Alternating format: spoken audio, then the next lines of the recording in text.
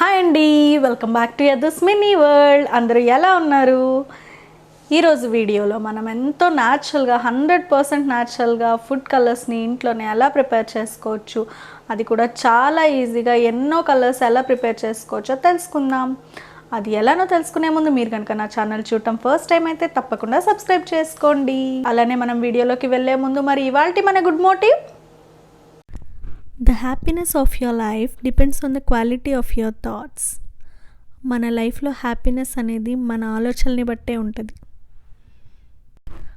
మనం చేసే ఫుడ్ కలర్స్కి కావాల్సిన ingredients beetroot, blueberries, carrot, spinach. First మనం కొన్ని బీట్రూట్ పీసెస్ తీసుకొని ఒక బౌల్లో వేసుకొని కొంచెం వాటర్ పోసి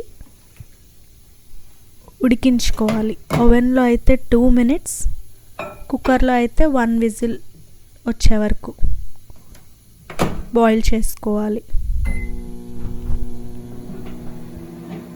అలా బాయిల్ చేసిన బీట్రూట్ పీసెస్ని కొంచెం చల్లారిన తర్వాత మిక్సీ జార్లోకి ట్రాన్స్ఫర్ చేసేసుకోవాలి. గ్రైండ్ చేసేసుకున్న తర్వాత ఒక చిన్న బౌల్ తీసుకొని మనం జ్యూస్నంతా స్ట్రెయిన్ చేసేసుకోవాలి. అంతే, red or maroon colour food colour is ready. ఈ రెడ్ కలర్ కోసం మనం స్ట్రాబెర్రీ అండ్ పొమోగ్రనేట్ కూడా యూస్ చేయొచ్చు. నెక్స్ట్ క్యారెట్, ఆరెంజ్ కలర్ కోసం క్యారెట్ యూస్ చేస్తాం. సేమ్ బీట్రూట్ని ఎలా అయితే కట్ చేసుకొని బాయిల్ చేసుకుంటామో క్యారెట్ని కూడా అంతే అలానే చేసుకోవాలి. బాయిల్ చేయకోకుండా చేసినా కూడా మనకి కలర్ అనేది వస్తుంది, కానీ ఎందుకు బాయిల్ చేస్తామంటే ఆ రా స్మెల్ పోవడానికి బాయిల్ చేస్తాం. క్యారెట్ వల్ల మనకి ఆరెంజ్ కలర్ వస్తుంది. ఆరెంజ్ కలర్ కోసం పసుపుని కూడా వాడచ్చు. మనం వాటర్లో కొంచెం పసుపు మిక్స్ చేసేసుకొని ఆరెంజ్ ఫుడ్ కలర్ ప్లేస్లో అది కూడా యూస్ చేసుకోవచ్చు. గ్రీన్ కలర్ కోసం స్పినాచ్ తీసుకొని కొంచెం చిన్న చిన్న ముక్కలుగా కట్ చేసేసుకొని సేమ్ బాయిల్ చేసుకొని మిక్స్ చేసుకుంటాం. అలా జ్యూస్ని ఎక్స్ట్రాక్ట్ చేస్తాం. ఈ గ్రీన్ కలర్ కోసం కివీని కూడా యూస్ చేయొచ్చు. చూసారు కదా ఎంత థిక్ గ్రీన్.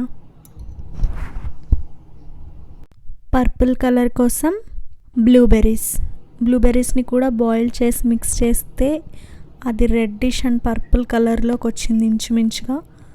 దాంట్లో మనం కొంచెం బేకింగ్ సోడా యాడ్ చేస్తే ఇంకో కొత్త కలర్ని కూడా తెప్పించవచ్చు. ఆ కలర్ ఏంటో చూడండి. అది అలా మిక్స్ చేస్తే ఏం కలర్ ఫామ్ అవుతుందో.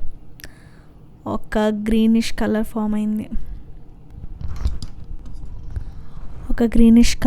అయింది.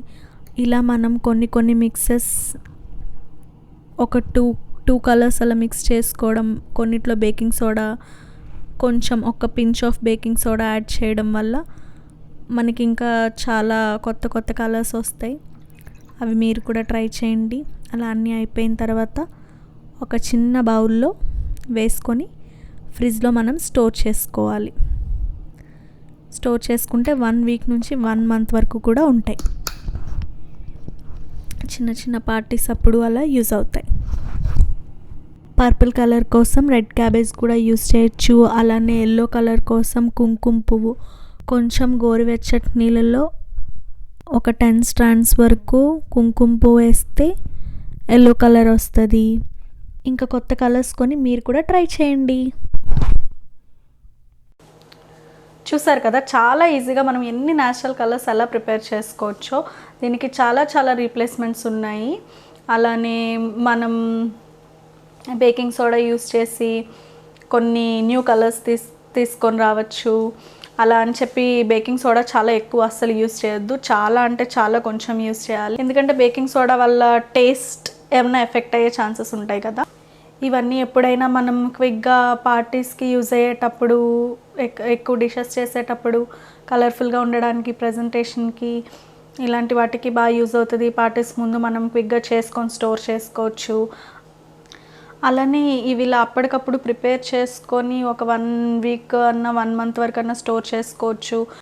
అలాగే ఈ కలర్స్ని మనం బీట్రూట్, క్యారెట్ ఇంకా స్పినాచ్ని బాగా గ్రేట్ చేసేసుకొని లేదా బాగా చిన్న చిన్న పీసెస్గా కట్ చేసుకొని సన్ డ్రైకి ఎండబెట్టుకొని పౌడర్ చేసుకొని కూడా ఆ పౌడర్ మిక్స్ని వాటర్లో మిక్స్ చేసుకొని కలర్స్గా యూస్ చేసుకోవచ్చు. ఈ వీడియో కనుక మీకు నచ్చినట్లయితే తప్పకుండా లైక్ చేయండి, మీ ఫ్రెండ్స్ అండ్ ఫ్యామిలీకి షేర్ చేయండి. Bye, see you all in the next video.